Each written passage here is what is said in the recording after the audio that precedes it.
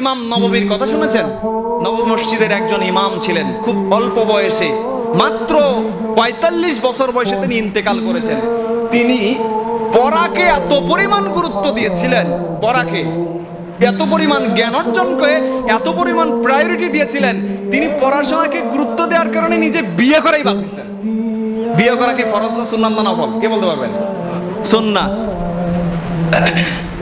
উনি মনে করেছেন যে আমি সংসার জীবনে গেলে আমার মনে হয়, আর ওনার শারীরিক হয়তো একটু সমস্যাও ছিল, তিনি মনে করেছেন যে আমার বিয়ে করার প্রয়োজন না, যদি আমি বিয়ে করি বাচ্চা কাচ্চা হবে, বউরে একটা এক্সট্রা সময় দেওয়া লাগবে, আমি হয়তো জ্ঞান অর্জন তেমনটা করতে পারবো না। দেখছেন চিন্তা ভাবনা? ৪৫ বছর বয়সে ওয়ার্ল্ডে তিনি যে চমক দেখিয়েছিলেন কোরআন হাদিসের জ্ঞান চর্চায়, অন্যান্য অনেক স্কলার পৃথিবীতে আছে যারা ১০০ বছর জীবিত থেকেও তার মতো করতে পারে না।